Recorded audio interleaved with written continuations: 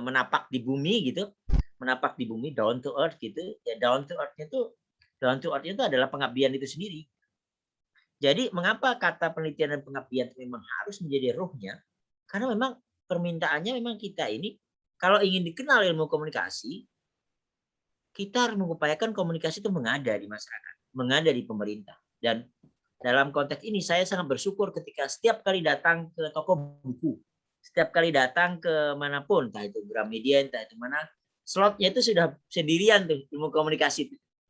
Jadi kalau dulu tuh dia menyatu dengan ilmu sosial dan ilmu politik. Nah sekarang ilmu sosialnya sendiri, sosial science gitu. Nah komunikasi itu ada sendiri. Itu kalau di Gramedia. Nah itu menyenangkan bagi saya. Mengapa? Berarti kapasitas output dan kapasitas produksi ilmu pengetahuan kita orang komunikasi itu bertambah. Nah bayangkan Bapak Ibu semua. Jika dari pengabdian-pengabdian itu sendiri kita bisa tuliskan pengalamannya menjadi buku chapter atau menjadi apapun, itu menjadi suatu yang luar biasa. Nah, jadi dalam rangka hari ini saya dengan sangat bangga, sangat merasa bersyukur dibantu tim yang luar biasa bersama-sama dengan saya sudah meluncurkan sinergi komunikasi dan apa yang bisa kita bisa outgrow di dalamnya tumbuh bersama-sama ya. Nanti kita sangat butuh masukan dari Mbak Suraya, dari Mbak Amanda, juga dipandu oleh Mbak Asti. Ini Sri Kandi luar biasa gitu. Yang pengalaman di lapangannya sudah tak perlu diragukan lagi. Yang paling penting adalah bayangan saya. Nuansa-nuansa region itu akan muncul luar biasa nanti di jurnal-jurnal yang kita tulis. Nah itu nanti akan kelihatan kalau kita sudah berdiskusi dan mudah-mudahan energi hari ini menjadi energi positif bagi kita semua. Dengan ini semua saya mengucapkan terima kasih dan bismillahirrahmanirrahim bahwa acara webinar tren penelitian dan pengabdian kepada masyarakat ilmu komunikasi dinyatakan kita buka dan mudah-mudahan barokah bagi kita semua dan sehat bagi kita semua karena dengan sehat kita semakin bisa melakukan pengabdian kepada masyarakat. Terima kasih. Wabillahi taufiq wal hidayah.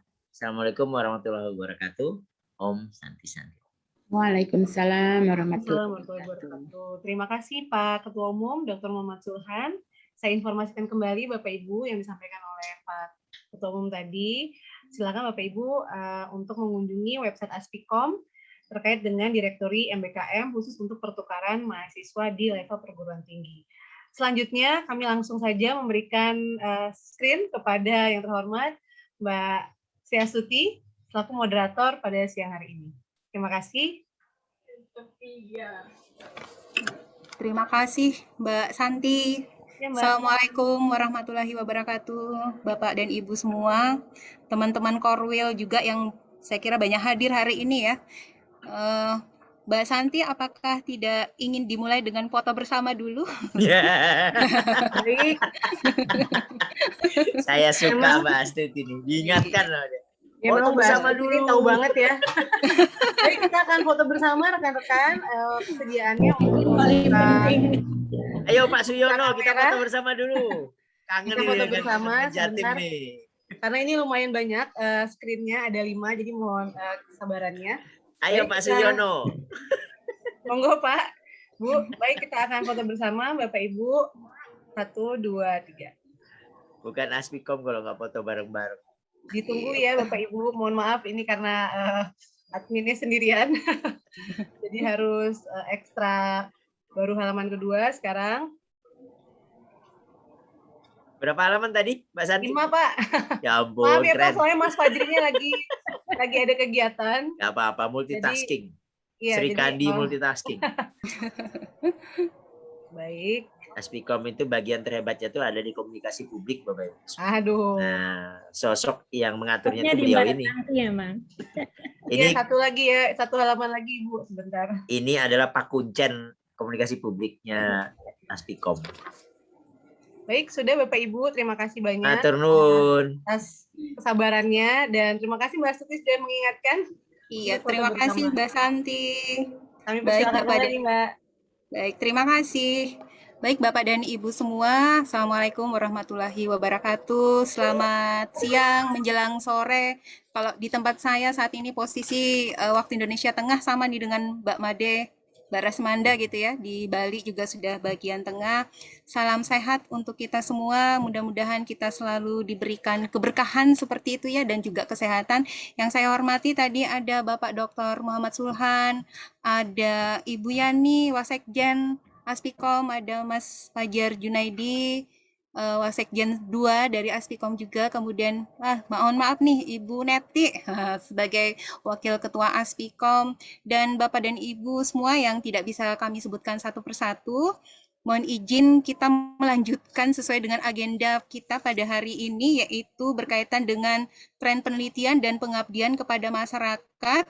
Dalam hal ini dilihat dari perspektif ilmu komunikasi seperti itu ya. Sudah ada 2 orang narasumber kita, yaitu Ibu Dr. Suraya MSI dan Ibu Dr. Amanda MSI, di mana beliau berdua ini yang juga sangat menggawangi seperti itu ya, divisi pengabdian dan juga divisi penelitian di pengurus pusat Aspikom. Dan hari ini Ibu Soraya dan juga Ibu Amanda akan mentransfer seperti itu yang berkaitan dengan apa saja sih yang sudah dilakukan oleh Aspikom selama ini berkaitan dengan aktivitas kegiatan yang dilakukan penelitian maupun pengabdian masyarakat. Boleh sedikit saya memperkenalkan dulu narasumber kita ini. Ibu Soraya ini merupakan Ketua Bidang Broadcasting ya, Fakultas Ilmu Komunikasi Universitas Mercu Buana. Beliau pernah menjadi Ketua Program Studi S2 Ilmu Komunikasi. Beliau juga saat ini memiliki pengalaman yang cukup banyak, saya kira pernah menjadi wartawan juga di majalah Amanah Bisnis. Kalau dibacain panjang banget gitu ya. Kemudian beliau juga banyak berorganisasi nih di Aspikom Jabodetabek juga, kemudian di pengurus pusat Aspikom nih 2016-2019, dan juga saat ini di pengurus pusat Aspikom bidang pengabdian masyarakat 2019-2022. Seperti itu ya singkatnya. Kemudian Mbak Amanda ini adalah seorang doktor juga gitu ya, yang dari Universitas Udayana Bali. Beliau ini profesi sebagai dosen itu setelah menjalani tugasnya sebagai seorang wartawan di Istana Kepresidenan pada masa Susilo Bambang Yudhoyono. Beliau banyak aktif juga di berbagai organisasi, baik ISKI, Aspikom, Apjiki, Japelidi, dan juga Perhumas. Mungkin singkatnya seperti itu biodata kedua beliau ini. Nanti kita akan mendengarkan secara keseluruhan apa yang berkaitan dengan tren penelitian dan pengabdian masyarakat yang sudah dihimpun oleh pengurus pusat Aspikom seperti itu melalui berbagai survei yang dalam beberapa bulan yang lalu sudah dilakukan begitu ya, mungkin dari divisi penelitian. Kemudian yang paling penting juga saya kira hari ini adalah dalam rangka Aspikom berkemajuan, kita ingin mendapatkan insight yang lebih dalam lagi apa yang harus kita lakukan untuk ke depan berkaitan dengan tren penelitian dan pengabdian yang bisa lebih menggema seperti itu istilahnya. Kalau melihat beberapa sisi masih dari data yang kami himpun itu masih ada beberapa yang sifatnya masih sangat klasik ya seperti itu ya. Tapi mudah-mudahan lewat hari ini kita sama-sama berdiskusi itu akan mendapatkan insight baru dari penelitian dan pengabdian yang akan dilaksanakan atau akan yang kita mapping berikutnya seperti itu. Baik, untuk waktunya nanti secara panel Ibu Soraya dan juga Ibu Amanda ini kurang lebih maksimal 25 menit ya. Maksimal 25 menit. Saya persilakan dulu kepada Ibu Dr. Ras Amanda ya, tadi karena ada kegiatan berikutnya kalau tidak salah. Silakan Ibu Amanda. Ya, terima kasih Mbak Astuti. Sebelumnya saya ingin menyapa, nggak boleh ya, nggak sopan nih kalau nggak nyapa Mas Suhan, apalagi habis ulang tahun ini Pak Ketum ini. Selamat ulang tahun dan juga kepada seluruh pengurus Ketua Aspikom di seluruh daerah yang sudah bergabung hari ini. Terima kasih sudah hadir dan hari ini saya juga ingin menyapa, ternyata ini banyak juga ada mahasiswa-mahasiswa. Terima kasih sudah hadir. Semoga dengan mengikuti acara hari ini mendapatkan insight-insight dan juga tiba-tiba kayak dapet tema ya, wah nih tema yang bagus nih buat skripsi saya atau apa gitu. Ya, terima kasih. Izinkan Mbak Astuti saya share screen sendiri atau bagaimana? Silakan Mbak, share screen sendiri.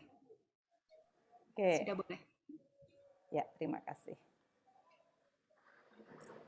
Sebentar. Apakah sudah terlihat? Sudah terlihat ya, Mbak? Sudah.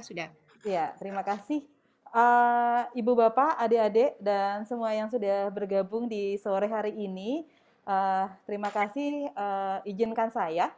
Ini mewakili teman-teman divisi penelitian sebenarnya, divisi risetnya Aspikom, untuk mencoba memetakan bagaimana keilmuan ilmu komunikasi, kemudian beragam jenis penelitian dan juga pengabdian yang sudah dilakukan di beberapa mohon maaf, yang sudah dilakukan oleh prodi-prodi ilmu komunikasi di Indonesia.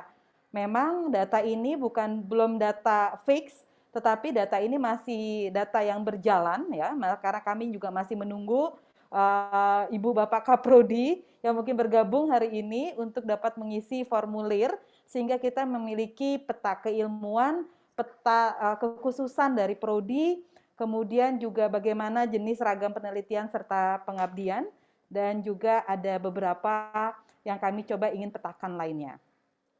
Kami dari divisi riset sendiri itu berharap mengapa kami memiliki keinginan untuk memiliki peta keilmuan komunikasi di Indonesia, ini dari Litbang Aspikom 2021, karena ada beberapa hal. Pertama adalah kayanya ilmu komunikasi di Indonesia. Ini dari ujung timur ke ujung barat, kalau kita bicara ilmu komunikasi, kita bisa melihat ragam-ragam dan juga kita bisa melihat keunikan-keunikan. Ilmu komunikasi sebagai ilmu yang cukup tua, itu ternyata sudah berkembang luar biasa. Dan kini dengan perkembangan teknologi informasi komunikasi, maka kita tidak berlebihan apabila kita menyatakan bahwa ilmu komunikasi sendiri perkembangan ilmunya yang paling pesat kayaknya dibandingkan ilmu-ilmu lainnya. Sederhana deh, hari ini kita punya TikTok ya. Kita nggak tahu nih lagi 6 bulan yang heboh apa. Dan dari tren TikTok sendiri sudah banyak menghasilkan skripsi-skripsi, kajian-kajian, dan juga ke depannya. Oleh karena itu, perkembangan ilmu komunikasi ini selalu harus adaptif, harus lari bersama dengan perkembangan teknologi informasi. Oleh karena itu, kita ingin juga melihat apakah penelitian-penelitian yang diadakan di prodi-prodi atau kerjasama antar prodi atau antar lembaga ini juga sudah mengikuti tren-trennya, mengikuti bagaimana perkembangan teknologi informasi yang mempengaruhi bagaimana ilmu komunikasi itu sendiri. Yang berikutnya, kita semua ya, kalau di sini mungkin Ibu Bapak Kaprodi itu juga merasakan betapa kita diacak-acak ya dengan MBKM ini gitu ya. Ini ngeri-ngeri sedap sebenarnya MBKM ini. Kemudian dengan MBKM ini juga diharapkan adanya memang filosofinya cukup sangat baik ya, di mana mahasiswa diharapkan juga lebih dekat dengan dunia industri, kemudian mahasiswa juga lebih cepat beradaptasi dengan dunia kerja, dan juga mahasiswa dapat saling belajar dari daerah lain, dari tempat lain, sehingga lebih kaya dan juga lebih menyatukan yang namanya Indonesia ini. Oleh karena itu, apabila kita sudah memiliki peta keilmuan komunikasi, kita tahu nih, misalnya, wah ternyata Universitas A itu ternyata sangat fokus di komunikasi politiknya. Jadi apabila anak-anak kita, misalnya dia sangat tertarik dengan komunikasi politik, dan kemudian di semester depan ada komunikasi politik, itu mungkin bisa diarahkan di Universitas A tersebut, sehingga memudahkan kita juga untuk mengkonversi juga sesuai dengan keinginan dan kebutuhan dari si mahasiswa itu sendiri. Kemudian jadi ini mungkin adalah wadah memudahkan kita dan menjadi dasar mengapa kita mengadakan pertukaran mahasiswa dengan Universitas A, kenapa dengan Universitas B dan yang lainnya. Berikutnya, kita juga ingin menjawab tantangan yang dinyatakan bahwa Mas Menteri, salah satu MBKM ini menuding bahwa universitas perguruan tinggi, pendidikan tinggi ini bagaikan menara gading katanya, di mana dia tidak cukup dekat dengan pengguna, dengan stakeholders, dan yang lainnya. Nah, ini juga menjawab tantangan, apakah riset dan pengembangan keilmuan kita selama ini itu memang apakah benar jauh dari pasar pengguna? Itu pertanyaannya yang ingin kita juga jawab melalui survei pemetaan ini. Dan juga karena pemetaan keilmuan, kita bicara tidak hanya pendidikan, tidak hanya penelitian, tapi juga bagaimana pengabdian. Bagaimana peran ilmu komunikasi selama ini di masyarakat dalam bentuk-bentuk pengabdian. Seperti itu. Saya izin next. Ya. Ini seperti saya katakan tadi, teman-teman di divisi Litbang masih menunggu. Ayo Ibu Bapak, mari kita bersama-sama di sini. Ya, memang yang mengisi rata-rata jenjang program studinya adalah masih S1. Sebagian besar adalah S1. Kemudian, apakah terjadi peminatan dan konsentrasi? Sebagian besar menyatakan ya, sudah ada peminatan dan ada konsentrasi. Apa saja peminatannya? Kita bisa lihat di sini. Peminatannya mulai dari penyiaran, kemudian ada jurnalistik, periklanan, humas, dan marketing komunikasi atau komunikasi pemasaran. Ini sebenarnya kalau Ibu, Bapak yang memang dari dulu memang sudah di ilmu komunikasi, memang 3-5 ini adalah yang menjadi peminatan utama. Tetapi dari survei ini kami juga sudah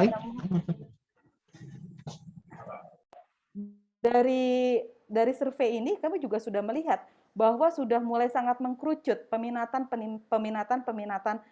yang terjadi.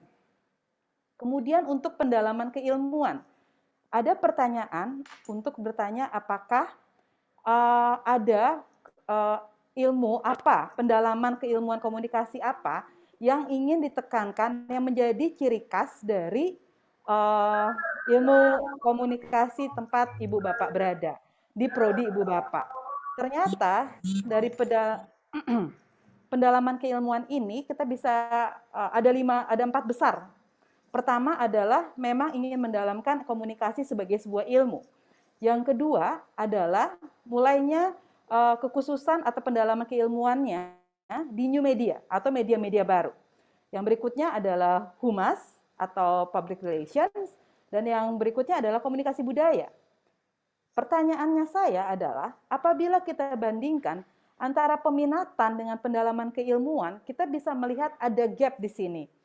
Ternyata apabila kita sebelumnya mengarahkan kurikulumnya mahasiswa itu ke jurnalistik, periklanan, ya, kemudian komunikasi pemasaran. Nah, tetapi pada saat kita tanyakan, apa sih kekhasan Anda? Apa pendalaman keilmuan di prodi Anda? Ini yang dijawab. Pertanyaannya adalah, kemana jurnalistik? Ternyata dia tidak, kemana periklanan? Apakah memang kedua kedua hal ini itu kemudian menjadi isu yang tidak lagi menarik, ya, atau menjadi sesuatu yang tidak lagi segemerlap new media, ya, yang masih bisa bertahan di sini tetap humas ini sepertinya, seperti itu. Nah, ini sebuah pertanyaan yang juga merefleksikan kepada kita pada prodi ilmu komunikasi, apakah sekarang sudah sesuai atau tidak. Oke. Kemudian di sini tren penelitian. Kami tanyakan adalah sebutkan tema penelitian 5 tahun terakhir. Kami sudah mengidentifikasi dan kami melihat ada 5 tema utama. Pertama adalah new media, sesuatu yang berhubungan dengan media-media baru. Kemudian yang berikutnya adalah ke arah digitalisasi. Entah e-journalism, entah i apa, banyak sekali, semua mengarah ke digitalisasi. Humas di media-media digital, seperti itu. Arahnya ke digitalisasi. Berikutnya adalah literasi media. Literasi media, kemudian yang berikutnya adalah branding. Branding ternyata tetap menjadi tren penelitian selama ini. Dan tentu saja bagaimana sekarang perkembangan keilmuan komunikasi yang sudah terintegrated dengan teman-teman dari ekonomi, teman-teman marketing, dengan integrated marketing communication. Ini ada 5 tren penelitian yang paling besar yang dilakukan di prodi-prodi ilmu komunikasi yang tercatat, yang sudah mengisi, seperti itu. Kemudian kami menemukan tema-tema yang sangat berbeda, tetapi sangat menarik sebenarnya. Ya, pertama adalah komunikasi wisata. Entah desa wisata, pengemasan desa wisata, ini terjadi. Komunikasi berbasis untuk wisata. Kemudian ada komunikasi berbasis kearifan lokal. Ternyata sudah banyak juga, sudah ada nih, baru muncul biang-biang, DNA bagaimana melihat kearifan lokal itu untuk dikomunikasikan. Jangan pernah lupa bahwa komunikasi tentu saja salah satunya adalah untuk pewarisan nilai-nilai. Ini yang juga ternyata saya sudah lihat cukup menarik bagaimana teman-teman di prodi ilmu komunikasi melihat hal ini. Memang out of the box begitu ya. Kemudian komunikasi berbasis gender, kemudian juga yang lagi ini komunikasi lingkungan gitu. Dan juga kebencanaan karena terkait dengan pandemi. Nah, kemudian kita tanya, di sini kita bisa lihat ada celah di sini. Sumber pembiayaannya dari mana penelitian dosen-dosen di prodi? Ada dari pembiayaan internal perguruan tingginya yang paling tinggi. Kemudian ada kerjasama lembaga dan juga ada hibah. Di sini kita bisa lihat ternyata kita ini punya kesempatan, punya celah bahwa mungkin kita ini prodi banyak, tetapi jangan-jangan kita jarang nih melakukan kerjasama antar lembaga untuk membuat sebuah penelitian. Mungkin bisa juga perbandingan, entah perbandingan komunikasi dalam pengembangan desa wisata di Bali dan di Jogja atau di mana. Nah, ini masih ada celah yang masih kosong. Maksudnya masih kita bisa lihat sebagai kesempatan gitu. Bahwa biar tidak selalu pembiayaan internal PT atau juga bisa kerjasama antar lembaga, antar perguruan tinggi atau dengan pihak lainnya. Nah, kemudian kita tanya luarannya di kemana? Rata-rata jurnalnya masih jurnal nasional. Walaupun dan sedihnya hanya berbentuk laporan penelitian. Nah, sebenarnya sebuah penelitian begitu dituliskan dan kemudian dapat dipublikasikan, itu menjadi nilai tambah yang plus-plus untuk seorang dosen. Proceeding, tetapi kita cukup berbahagia karena 35 menyatakan bahwa penelitiannya luarannya adalah di jurnal-jurnal internasional. Ini juga meningkatkan posisi Indonesia, posisi program studi ilmu komunikasi di Indonesia di kancah global. Itu penelitian. Kita lari ke pengabdian nih. Mohon maaf yang Mbak Saraya, ini dikit aja. Untuk tema pengabdian. Nah, tema pengabdian ini cukup menarik. Ya, jadi agak berbeda dengan tema penelitian. Tema-temanya ternyata lebih ke sifat yang sangat teknis juga. Satu, public speaking. Mengajar bagaimana berbicara di rata-rata sekolah dan yang lainnya. Pemberdayaan UMKM yang lagi tren ya, seperti itu.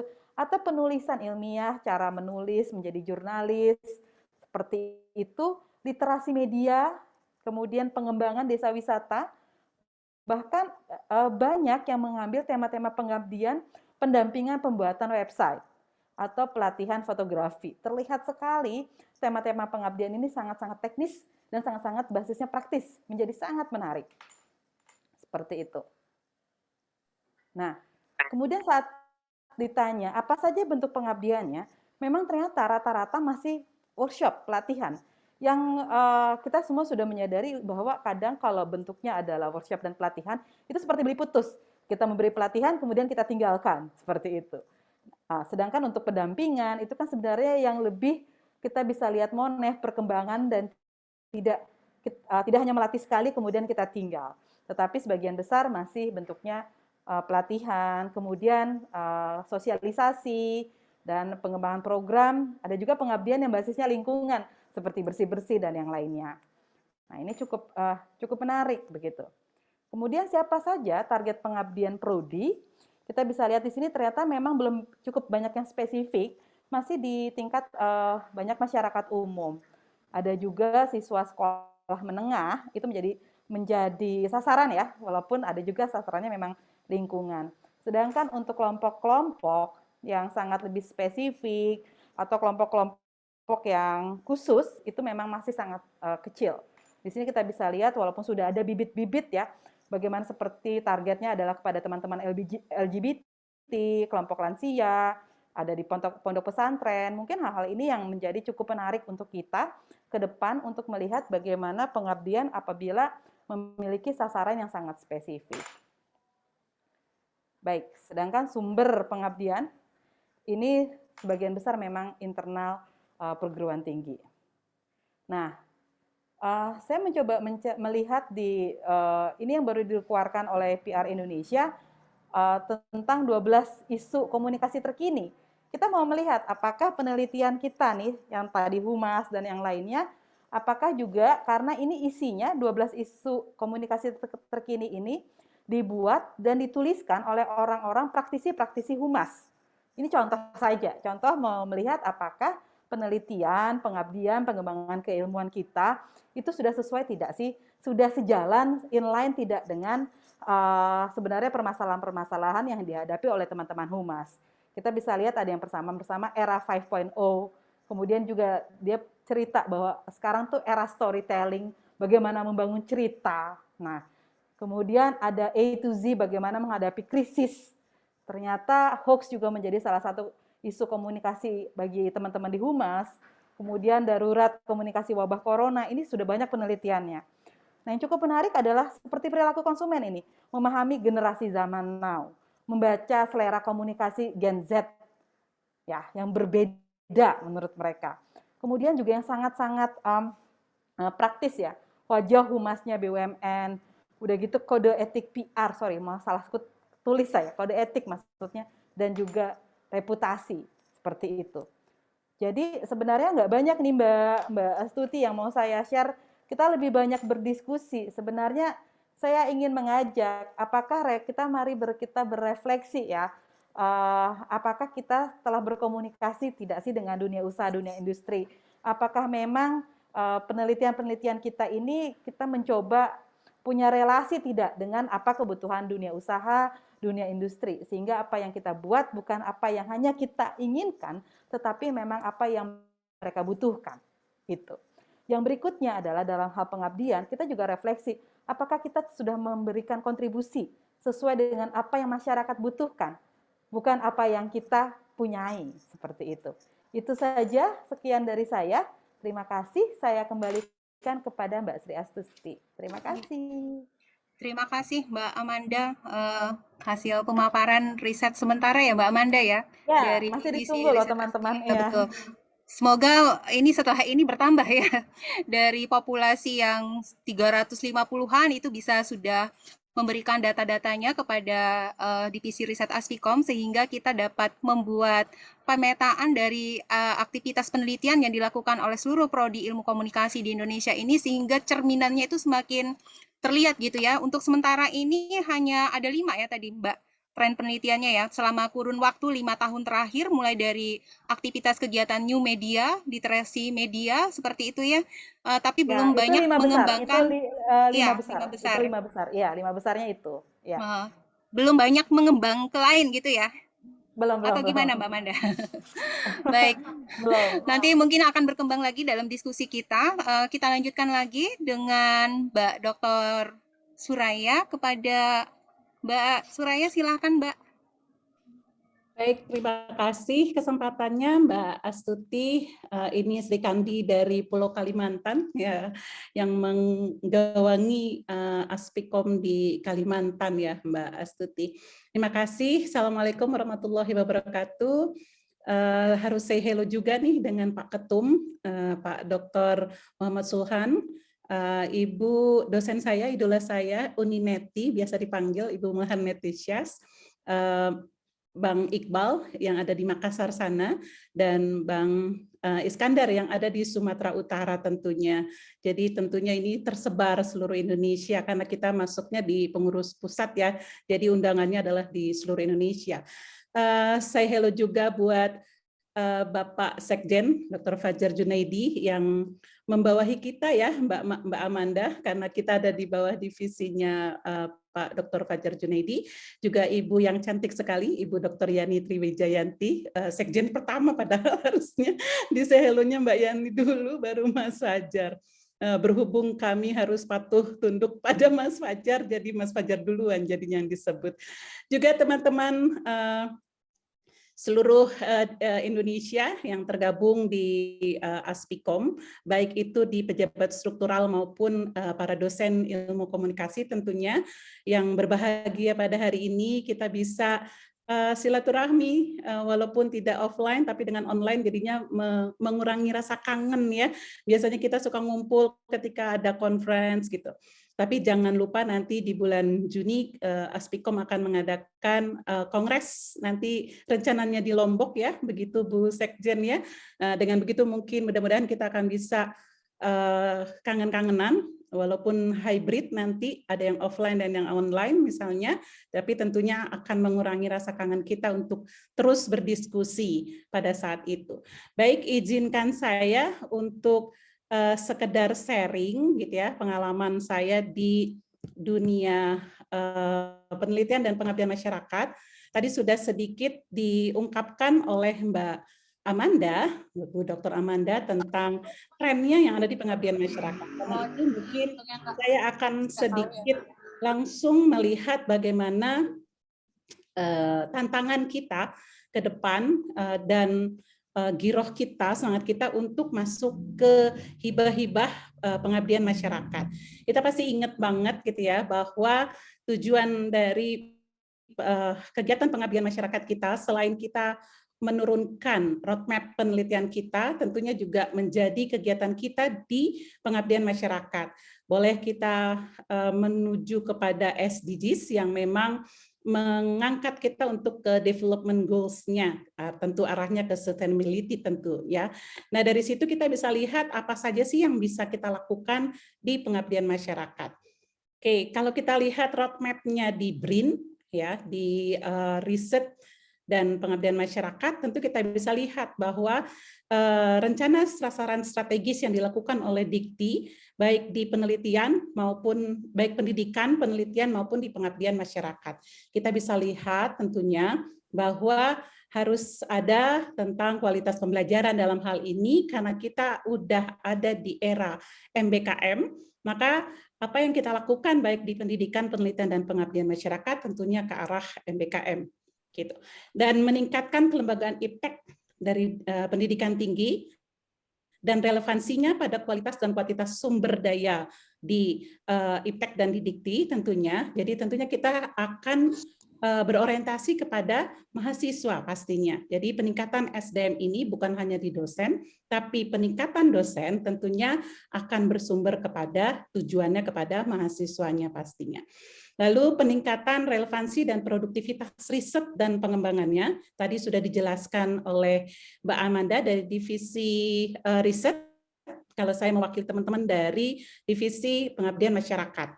Dan terakhir tentunya menguatkan kapasitas inovasi dan aspek kemanfaatan untuk masyarakat.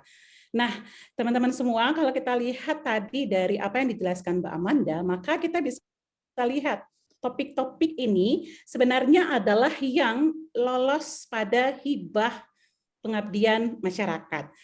Nah, ini bisa kita lihat topik-topik yang memang lolos pada hibah pengabdian masyarakat.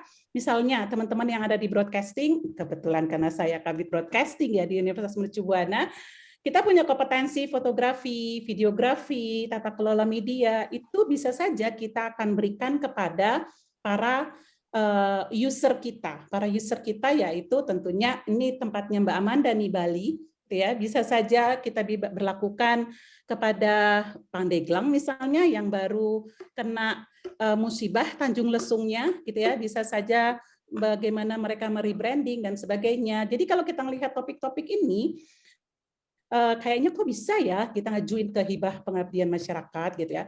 Kalau di Mbak Amanda tadi tentunya tujuannya adalah ke hibah penelitian, ada hibah PDUPT gitu ya, hibah desentralisasi lah dan sebagainya. Nah itu bisa diajukan dan turunannya tentunya kepada pengabdian masyarakat gitu ya. Kalau kita pengen melihat mapping bagaimana revitalisasi, bagaimana personal rebranding dari Tanjung Lesung atau Pandeglang misalnya, maka pengabdian masyarakatnya tentu adalah di penguatan kompetensi ini untuk merebrand baik di media digital maupun melatih mereka untuk hal-hal kompetensi seperti ini.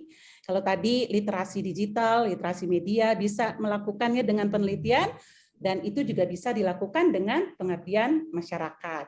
Atau kita bisa melihat bahwa ada kegiatan mengenai bagaimana 3R gitu ya untuk memanfaatkan sampah, maka kita sebagai orang di komunikasi gitu ya, di kajian komunikasi kita bisa menjelaskan, bisa mengajak mereka untuk bagaimana mempromosikannya dengan media sosial dan sebagainya. Begitu pula dengan integrated marketing, dengan media online, lalu kita bisa lihat juga dengan pemasaran berbasis sosial media. Ini adalah beberapa topik-topik gitu ya. Promosi berbasis web, ini justru yang bisa lolos di pengabdian, hibah pengabdian gitu. Artinya kita bisa juga gitu ya untuk mengajukan ini. Fasilitas radio streaming misalnya, banyak sekali komunitas-komunitas radio, misalnya komunitas-komunitas radio komunitas maksud saya, yang bisa juga kita angkat gitu ya. Selain membantu mereka dari sisi pendanaan gitu ya, juga bisa mendapatkan hasil yang lebih baik di radio-radio komunitas tersebut. Apalagi radio komunitas itu berbasis bencana misalnya. Misalnya radio komunitas Merapi, radio komunitas di Tanjung Lesung misalnya gitu ya. Nah, itu bisa kita bantu mereka dengan kita melakukan pengabdian masyarakat kepada mereka.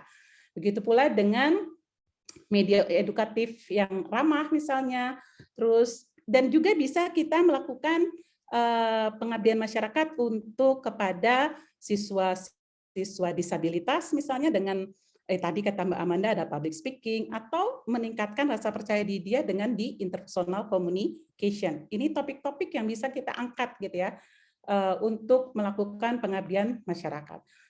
Begitu pula dengan budaya literasi, tadi ada literasi pornografi, literasi penggunaan media digital, dan sebagainya.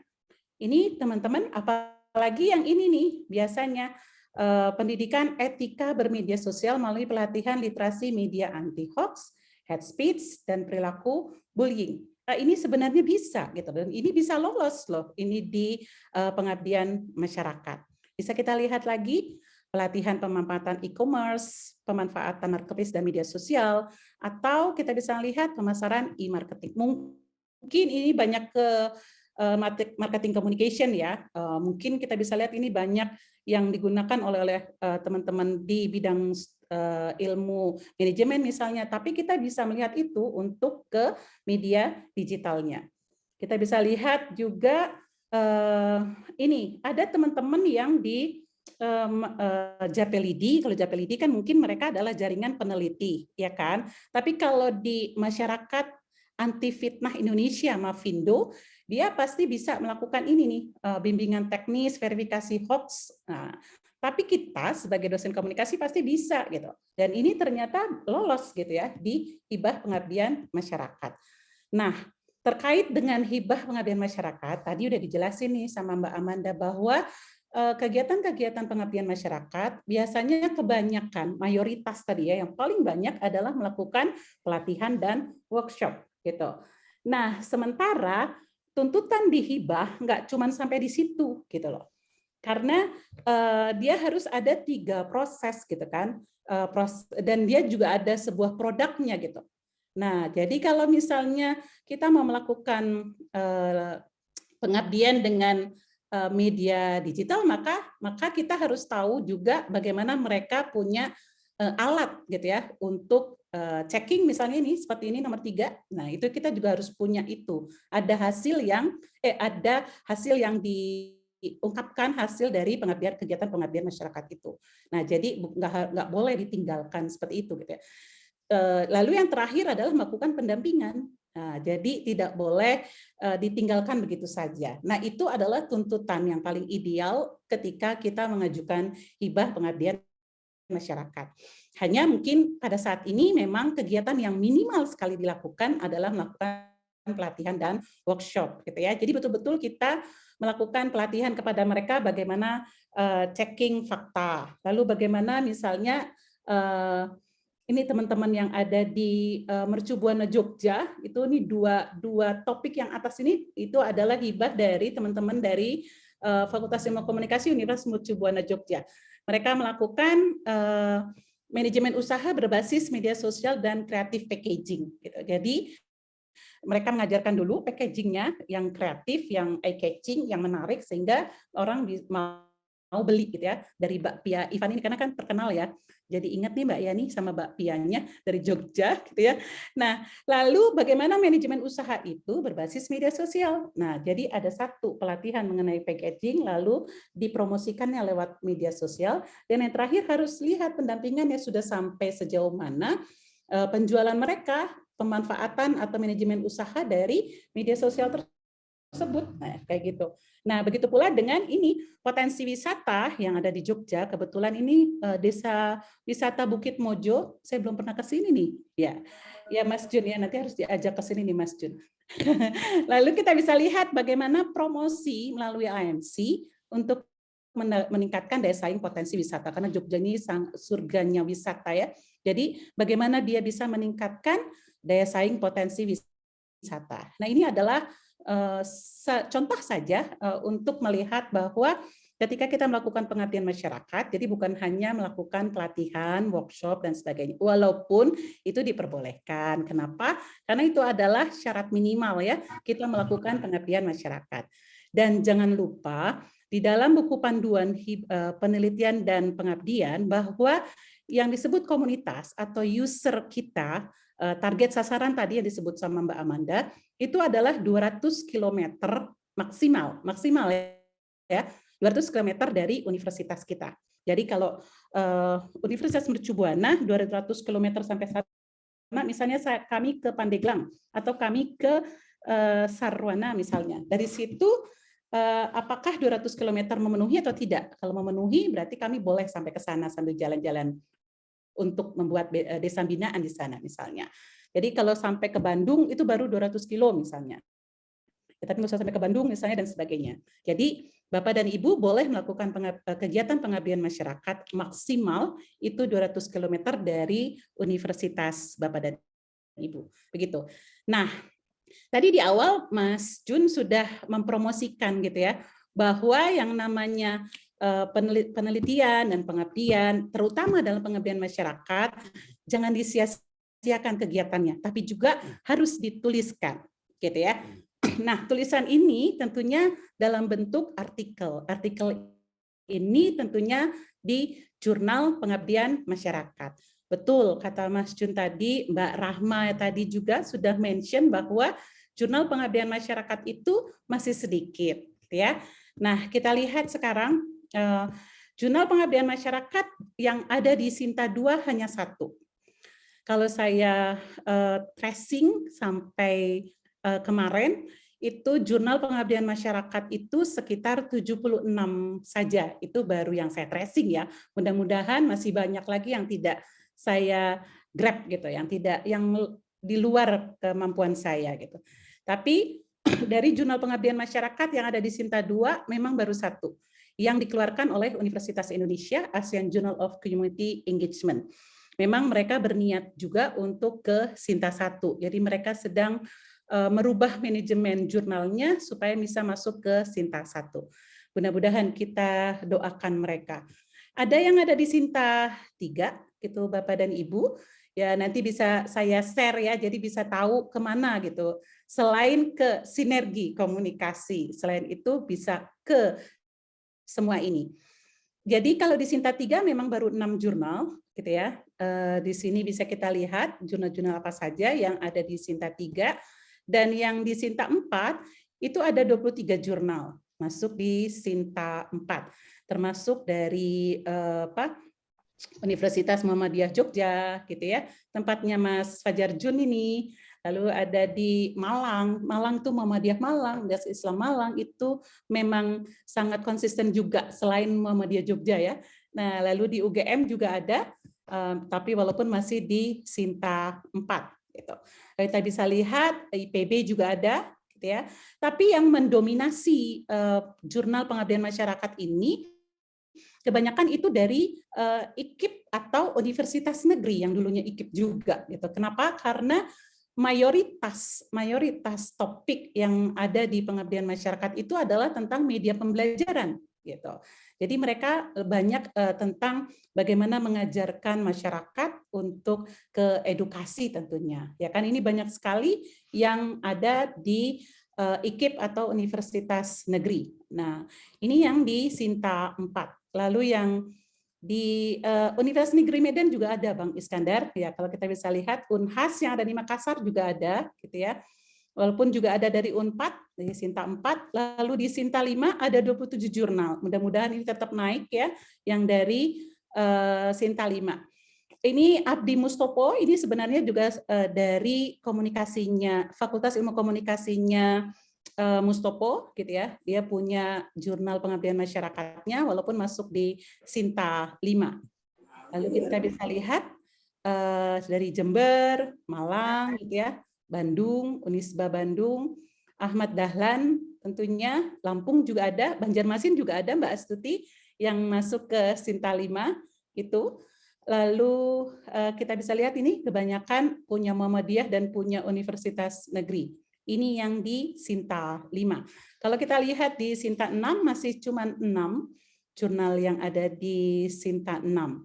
Nah, kita bisa lihat juga yang masih berjuang untuk masuk ke jurnal terakreditasi Sinta, ini dari Tarumanegara, lalu dari Universitas Telkom, TELU, Universitas Dianuswantoro, dari Sahid juga, termasuk juga dari Pamulang, Universitas Bakri, dan Universitas Mercubuana juga punya, walaupun masih berjuang untuk masuk ke Sinta, Atmajaya, dan yang baru launching kemarin mengikuti Aspikom Pusat, yaitu dari Aspikom DIY Jateng dengan jurnal pengabdian masyarakatnya Nawala.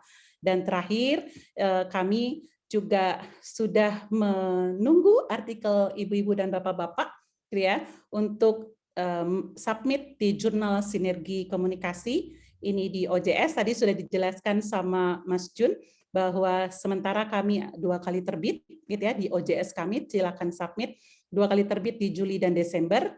Dan kalau misalnya banyak, nanti kami berencana ya Mas Jun untuk melakukan workshop artikel pengabdian masyarakat sehingga nanti akan luber gitu, kelebihan jurnalnya sehingga kami bisa secepatnya mengajukan akreditasi dan akhirnya bisa masuk ke daftar jurnal terakreditasi Sinta begitu. Jadi semangat teman-teman, kalau kita lihat tadi topik-topik yang bisa lolos ke hibah pengabdian masyarakat, sementara sebenarnya sudah pernah kita lakukan dan mungkin sering kita lakukan tiap semester melakukan pengabdian masyarakat. Yuk, sekarang kita pertama bisa masuk ke hibah, yang kedua kita buat artikelnya, dan kita bisa submit ke beberapa jurnal pengabdian masyarakat. Begitu Mbak Astuti, sekilas sharing dari saya. Terima kasih. Assalamualaikum warahmatullahi wabarakatuh. Waalaikumsalam warahmatullahi wabarakatuh. Terima kasih Mbak Suraya, saya panggil Mbak ya, biar lebih mudah. Maunya kita semua selalu mudah ya Mbak Suraya ya. Baik, Mbak Suraya tadi sudah memaparkan cukup panjang lebar saya kira yang berkaitan dengan kriteria dari pengabdian masyarakat yang selama ini mungkin juga berkaitan dengan kolaborasi juga sebenarnya Mbak Suraya ya. Karena mungkin beberapa posisi yang saya juga lihat yang memperoleh hibah itu biasanya berkolaborasi dengan beberapa bidang lain, baik dia bidang komunikasi ataupun dengan bidang teknik. Bukan seperti itu ya, Mbak Suraya ya biasanya ya. Benar sekali, benar. Harus ada kolaborasi antar prodi, gitu, dan sehingga bisa masuk gitu ke hibah. Betul. Ke hibah ya, karena mungkin juga menjadi persyaratan juga ya dari kementerian. Melalui apa Mbak sekarang Mbak? Melalui Badan Ristek atau seperti apa? Masih di Simlitapmas, Mbak Astuti, silahkan masuk ke Simlitapmas, maka bisa submit.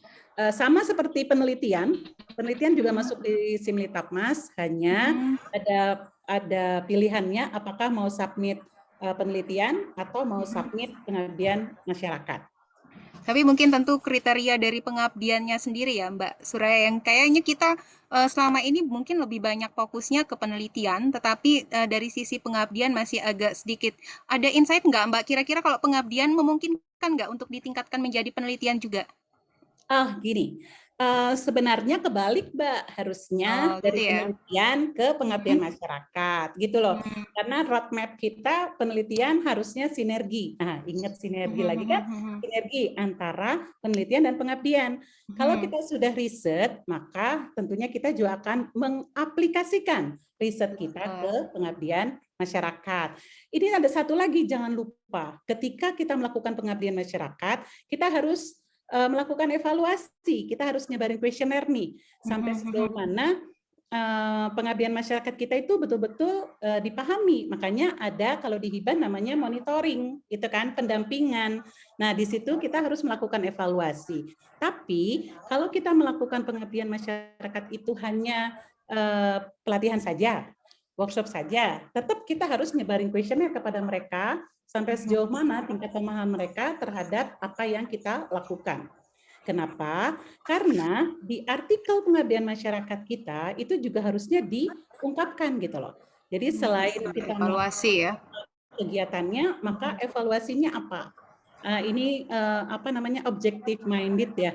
Kalau nggak ada angkanya, nggak ada persentasenya terhadap evaluasi tersebut, kayaknya kurang apa namanya ya, kurang pas ya untuk di artikel gitu jurnal penelitian kita. Pengalaman saya masuk submit di jurnal ASEAN Journal Community Development-nya UI itu berkali-kali gitu ya untuk direview, lalu pasti akan diminta gitu loh hasil evaluasinya mana gitu, hasil angkanya mana, itu yang paling penting kan? Jadi selain sambil kita melakukan pengabdian masyarakat, maka di akhir kita harus melakukan evaluasi itu. Begitu Mbak Tuti. Baik, terima kasih Mbak Suraya. Artinya kalau selama ini tuh sering banget gitu ya pengabdian gitu ya, penelitian gitu ya. Harusnya apa tadi, penelitian berbasis kepada pengabdian, atau dari penelitian dulu kemudian kita dapat menerapkannya kepada masyarakat, seperti itu ya Mbak Suraya. Baik, terima kasih Mbak Suraya. Mungkin kita akan berkembang banyak lagi di dalam diskusi ini sambil menunggu Mbak Amanda. Halo Mbak Amanda. Mbak Amanda tadi jalan dari kampus katanya. Akan kita buka dulu pertanyaan, mungkin ya seperti itu ya Mbak Suraya ya. Saya lihat ada di room chat ini ada satu pertanyaan, atau ingin disampaikan langsung sama Mbak Veronica. Halo Mbak Veronica. Assalamualaikum. Masih adakah? Iya. Mbak Veronica mau disampaikan langsung, boleh ke Mbak Amanda atau boleh juga ke Mbak Suraya, silahkan. Masih di mute tuh Mbak Veronica. Iya. Suaranya masih. Mbak Veronica masih di mute, Mbak. Izin bisa saya. Selamat sore Bu Suraya. Silakan Mbak Veronica. Sebenarnya memang ini memang pertanyaan dilema ya buat saya ya. Karena memang di lain pihak saya seorang pelaku pengrajin ya, dan lain pihak itu adalah saya seorang dosen. Ya, jadi memang yang harus melakukan pengabdian begitu ya. Nah, di lain waktu sebelum saya menjadi seorang dosen itu adalah ada universitas di daerah Tangsel yang saya nggak bisa sebutkan. Jadi mereka melakukan kuesioner, memang memberikan kuesioner, kemudian juga datang juga lebih ke membeli beberapa hasil karya pengrajin. Dan mereka tapi mempunyai ada beberapa janji lah ya kepada para pelaku pengrajin gitu. Entah mereka akan menaruh karya-karya para pengrajin itu di beberapa tempat, terus mereka akan memberikan tambahan modal dan begitu ya. Dan ada juga beberapa janji-janji lainnya gitu. Tapi ternyata itu hanya kedatangan mereka yang terakhir kalinya gitu. Jadi tidak pernah ada lagi kedatangan kedua, ketiga, dan keempat yang memang memberikan kemajuan gitu untuk para pelaku kesenian itu sendiri gitu. Nah, di lain pihak saya juga merasakan sebagai seorang dosen yang memang banyak polemik juga yang memang harus kita lakukan, dan memang nih saya harus bersikap seperti apa gitu karena saya berada di tengah-tengahnya ini. Itu aja sih Bu Suraya. Makasih Bu. Baik, terima kasih Mbak Veronica. Saya tampung dulu ya sebelum dijawab oleh narasumber. Mungkin ada lagi dari Bapak dan Ibu, ada yang sudah resen. Mbak Jacqueline dari Manado nih, jauh banget nih. Halo Mbak Jacqueline. Assalamualaikum. Adakah? Halo, selamat sore. Ya, selamat sore Mbak. Izinnya saya tidak buka kamera. Nggak Atau buka apa-apa. aja kali ya. Ya, biar kelihatan Menadonya. Oke. Oke, terima kasih Silakan Mbak Jacqueline. diberi kesempatan untuk bertanya. Saya yang gampang-gampang, maksudnya gampang-gampang karena saya belum pernah menuju ke pengabdian pada masyarakat. Mungkin kepada narasumber, bolehkah saya mencari tahu judul-judul yang bagaimana yang sebenarnya disukai, ya? Dan mungkin kiat-kiatnya. Mungkin selain tadi kolaborasi, apalagi yang menjadi daya tarik sehingga kita bisa lolos di tim Liptatmas tadi. Jadi judul-judul yang bagaimana, Mbak? Mungkin kalau ada contoh-contohnya yang sudah sukses dan kiat apa lagi selain kolaborasi. Mungkin itu saja. Terima kasih kepada narasumber dan Mbak Astuti. Iya, terima kasih Mbak Jacqueline.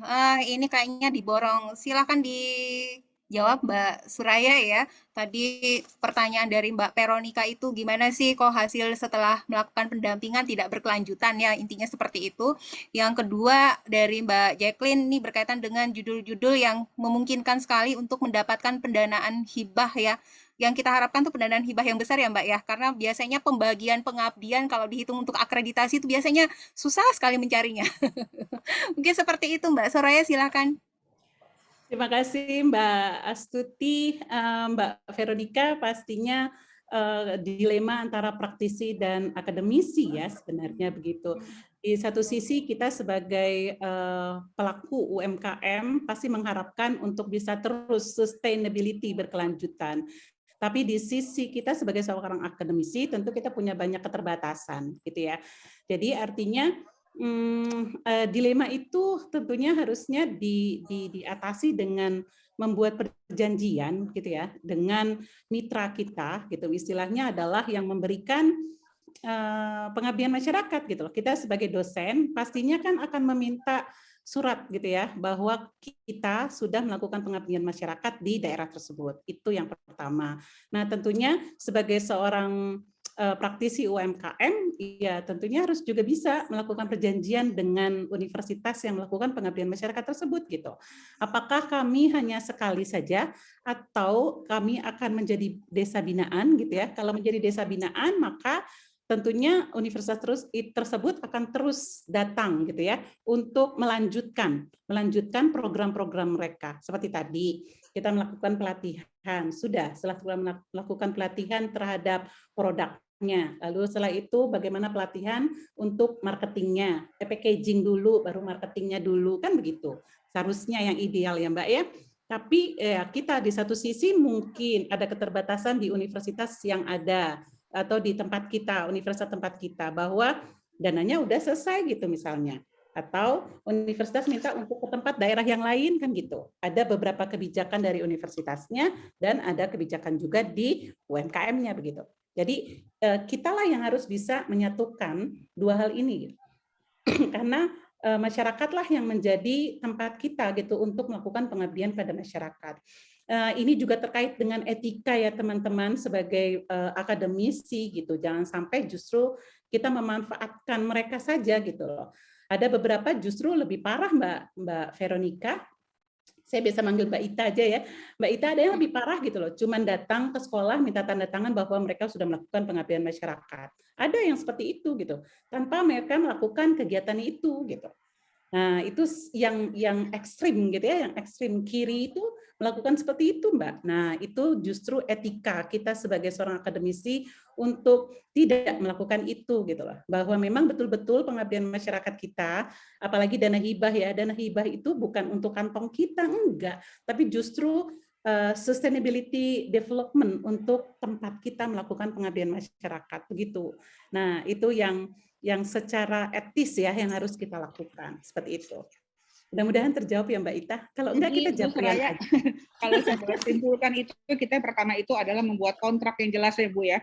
kontrak yang jelas, kemudian mungkin penagihan boleh ya Bu ya? Itu boleh tidak? Itu etis tidak untuk menagih atau mempertanyakan lagi gitu Bu? Oh boleh saja, silahkan gitu loh. Karena kan kita tujuannya sustainability Mbak Vero, Mbak Ita, gitu.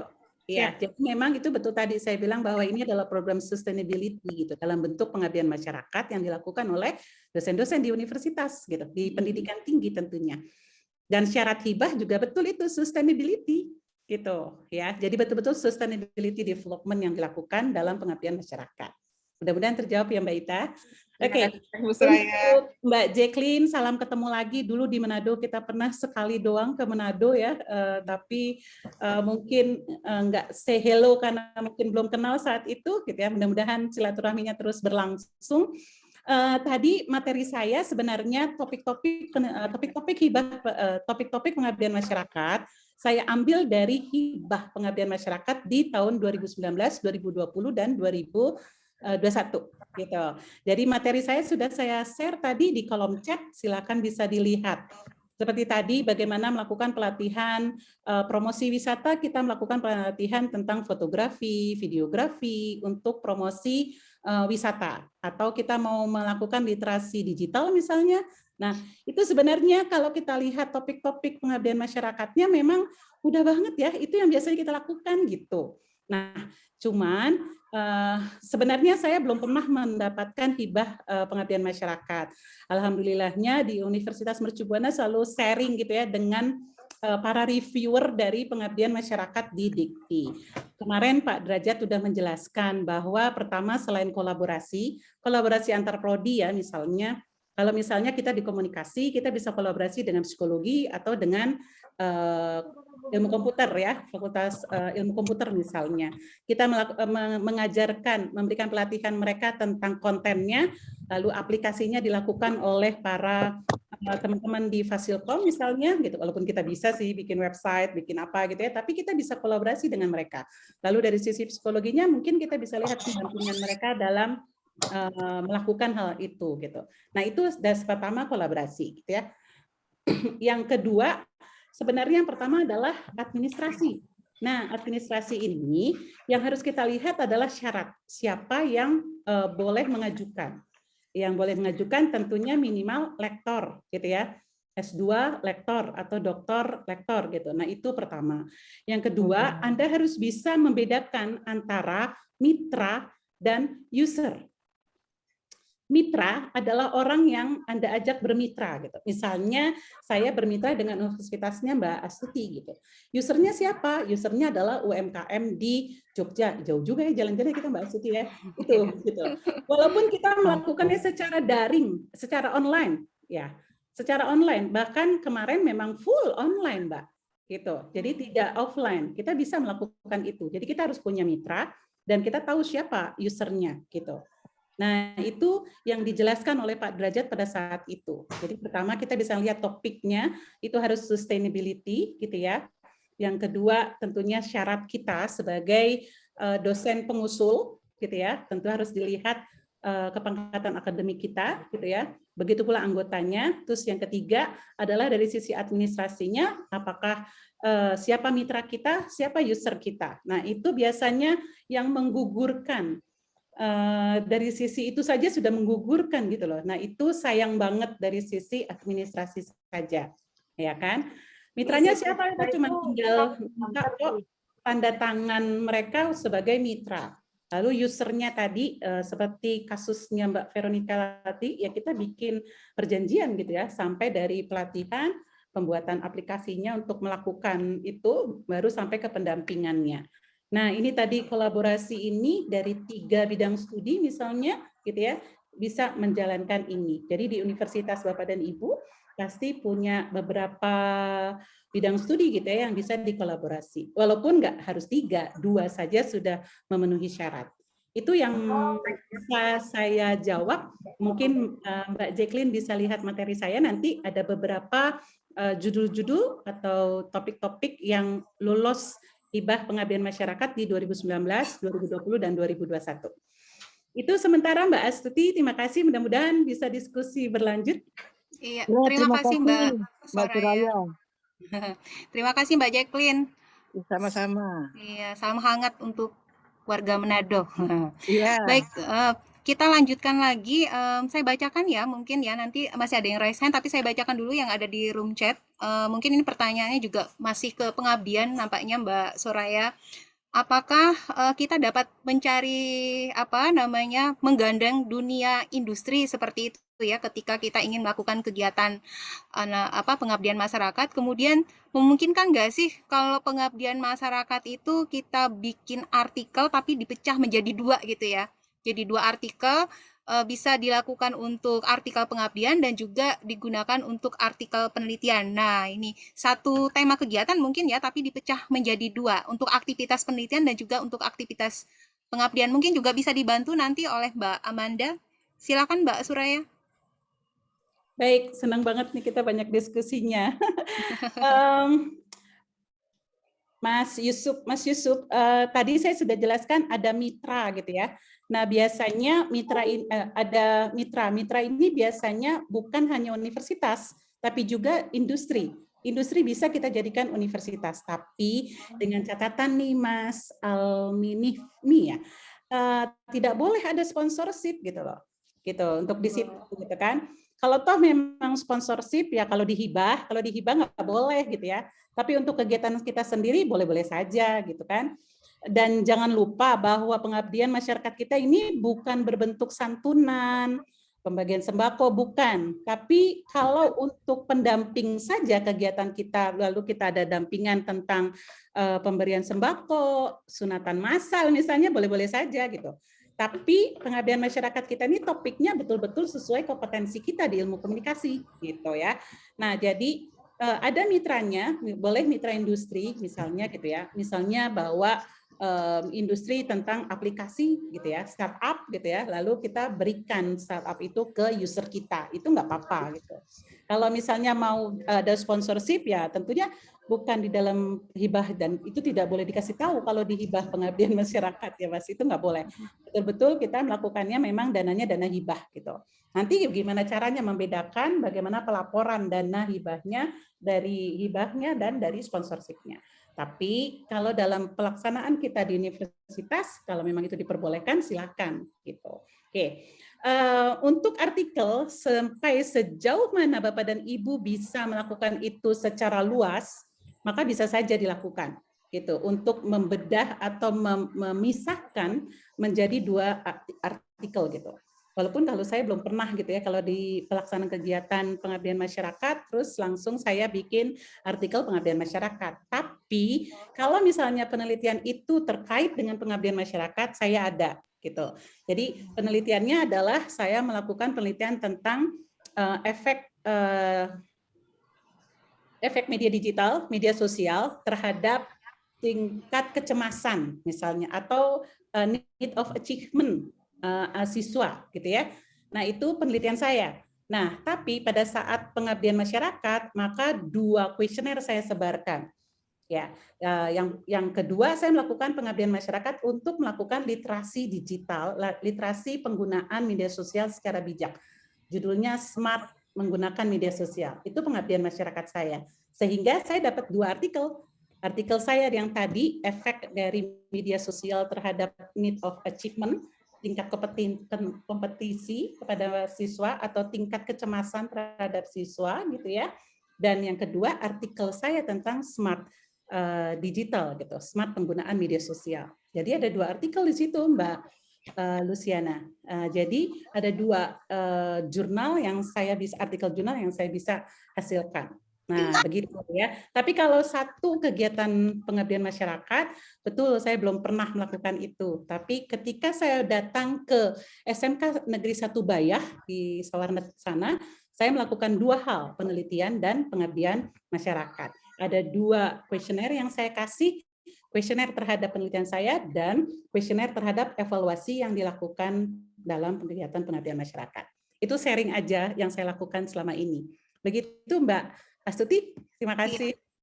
Terima kasih Mbak Suraya ya, mudah-mudahan bisa membantu menjawab dari pertanyaan Mbak Luciana juga tadi.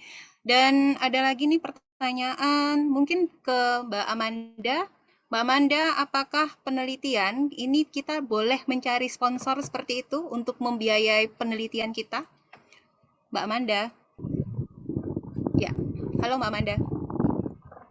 Pertanyaan dari Almini, apakah membolehkan kita mencari sponsor untuk penelitian? Terima kasih. Ya, Mbak Astuti, terima kasih bisa dengar suara saya. Agak terputus-putus. Terputus-putus, Mbak Amanda.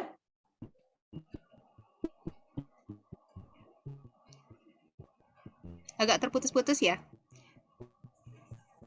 Halo? Agak terputus.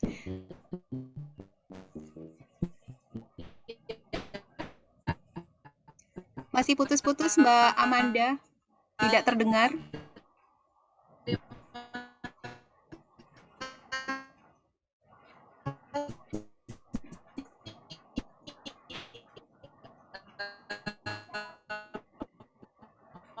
Terputus ya. Terputus suara Mbak Amanda. Mungkin, halo, iya. Mungkin dibantu dialihkan ke Mbak Suraya, mungkin bisa membantu Mbak. Iya, membantu Mbak Amanda yang masih di pantai suaranya, suara angin, Iya, sepoi-sepoinya di Bali sana. Mas Alhiki tadi, kalau di sponsorship mungkin kita bisa sebut sebagai dana-dana hibah ya, kalau di dalam penelitian. Apakah itu hibah dari Dikti, hibah dari perusahaan, hibah dari kementerian? Jadi dana-dana sponsorship itu kita sebut sebagai dana hibah, Mas. Ya, jadi bisa saja kementerian-kementerian memiliki litbang, terus mereka meminta kita untuk melakukan penelitian, gitu ya. Maka itu disebut sebagai dana hibah atau dana sponsorship. Atau perusahaan-perusahaan tentunya mereka juga memiliki litbangnya, mereka ingin melakukan penelitian, gitu ya, dan kita bisa mendapatkan dana itu. Jadi dana sponsorship dalam arti tanda kutip itu disebutnya sebagai dana hibah. Tadi kalau materinya Mbak Amanda sebenarnya ada dana-dana yang disebut sebagai dana hibah yang dilakukan oleh beberapa unsur ya, tadi ada dari Dikti, dari industri gitu ya, atau dana usaha, atau dari kementerian, dari Pemda gitu. Itu banyak sekali sebenarnya dana-dana tersebar gitu ya, berserakan yang bisa kita gunakan. Kita bisa mengajukan proposal juga gitu ya. Kalau tadi mungkin Masnya mendapatkan gitu ya, nah itu boleh, silakan saja tentunya. Nah, tetapi Mas, kalau misalnya dana-dana proyek seperti itu, kalau kita ingin menghasilkan jurnal dari situ, kita harus minta izin, ya kan? Kita harus minta izin kepada si industri yang memberikan sponsor atau kepada kementerian yang memberikan dana hibah tadi, itu harus minta izin untuk mengeluarkan menjadi luaran ke artikel jurnal. Karena itu nggak etis gitu ya, karena mereka meminta jasa kita untuk melakukan penelitian. Kecuali dana hibah dari Dikti memang mewajibkan kita untuk melakukan luarannya ke artikel jurnal. Kalau di hibah Dikti minimal jurnal Sinta 2, terakreditasi Sinta 2, atau jurnal internasional, dan yang paling tinggi adalah di jurnal terindeks Scopus. Begitu, Mas Fihmi. Itu kali ya, Mbak Asti. Terima kasih. Ya, terima kasih, Mbak Suraya. Mungkin satu pertanyaan lagi ya, mungkin bisa disampaikan langsung oleh Mbak Tatik Yuniarti, silakan. Adakah masih Mbak Tatiknya? Mbak Tatik ini menanyakan tentang apa ya ini ya, pendampingan gitu ya. Apakah ada durasi pendampingan yang bisa kita lakukan untuk melakukan pengabdian masyarakat seperti itu? Mau disampaikan langsung? Atau langsung dijawab saja Mbak Suraya, silakan. Iya, sebenarnya saya kangen dengar suaranya Mbak Tati gitu ya. Iya, belum keluar nih Mbak Tati. Mbak Veronica dan Mbak Tati ini sebenarnya alumni dari Paramadina Graduate School of Communication. Dua-duanya juga mahasiswa saya dulu gitu ya, dan sekarang sejajar sama saya, sama-sama dosen, ya kan? Nah, itu yang sangat membahagiakan bagi kita semua kan Mbak Astuti ya. Iya, betul, menjadi kolega ya. Sekarang jadi kolega kita gitu. Mbak Tati, kalau misalnya pendampingan memang biasanya tidak lama ya, minimal 3 bulan, 6 bulan itu bisa kita lakukan gitu loh. Jadi memang durasinya tidak terlalu lama sebenarnya. Tapi kalau misalnya sustainability nanti semester depan kita datang lagi, berarti kan durasinya 6 bulan gitu ya. Atau setahun lagi kita datang, berarti durasinya 1 tahun gitu. Jadi kita melihat sampai sejauh mana hasil dari yang tahun lalu kita lakukan, terus tahun ini kita datang lagi dengan topik yang berbeda atau topik lanjutannya gitu kan, paling lambat berarti 1 tahun. Tapi kalau sampai 3 bulan saja sebenarnya itu juga cukup untuk melakukan pendampingan kepada mereka sehingga hasilnya bisa terlihat gitu loh dengan monitoring yang kita lakukan. Begitu Mbak Tati. Ya, Mbak Tatinya sudah ada on cam. Silakan. Mau disampaikan langsung Mbak Tati, ada lagi tambahannya? Terima Silakan. kasih Bu Suraya. Sehat selalu Bu Suraya. Assalamualaikum. Tadi sudah banyak disampaikan sebenarnya dari Bu Suraya, gambaran-gambaran juga mengenai beberapa topik pengabdian masyarakat dan juga penelitian ya Bu ya. Nah memang kalau untuk pendampingan kami sendiri di kampus kami memang beberapa kali melakukan kegiatan pengabdian masyarakat yang memang masih tatarannya yang tadi ya workshop sama pelatihan ya.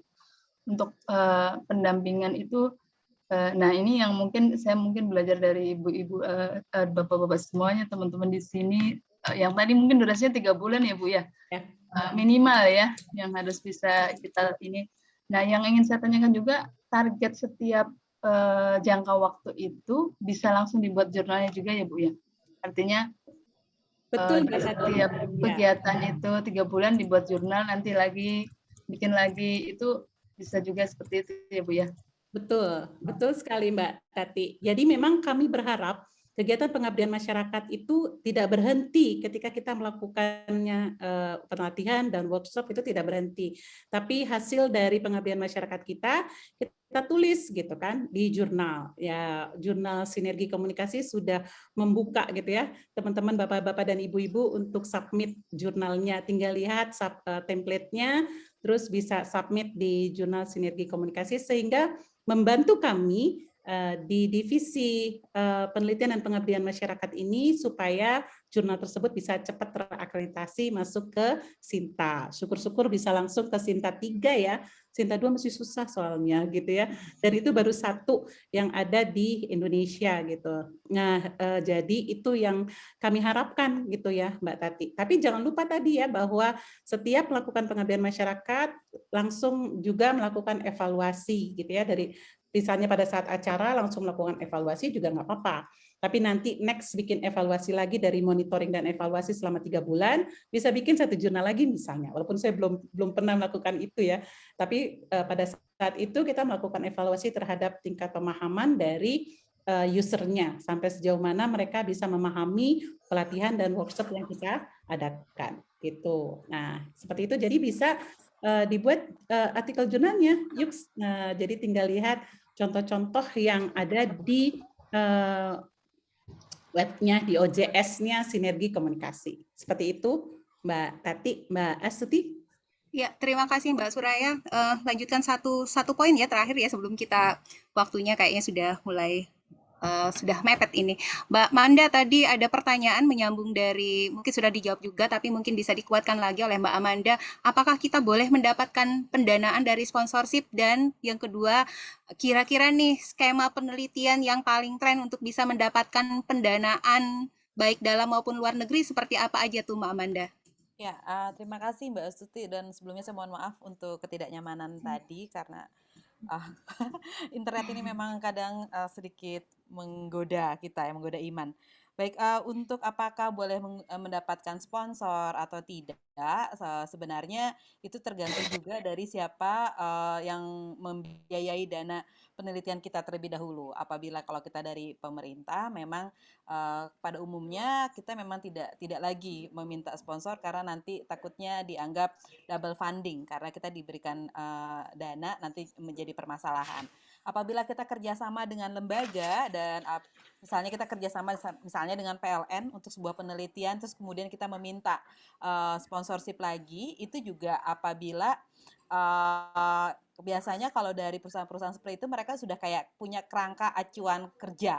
Begitu juga, nah di dalam kerangka acuan kerja misalnya dengan Pemda atau dengan pemerintah atau perusahaan-perusahaan pemerintah, mereka biasanya sudah ada lengkap dengan HPS, harga perkiraan dan juga RAB. Oleh karena itu, apa yang mereka minta, dana yang mereka tawarkan dalam HPS itu memang sudah dalam perhitungan.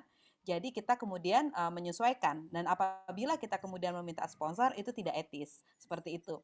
Kecuali memang kolaborasinya kayak tadi dari sebuah penelitian kemudian berbuah juga sebuah pengabdian, seperti kata cerita Ibu Soraya.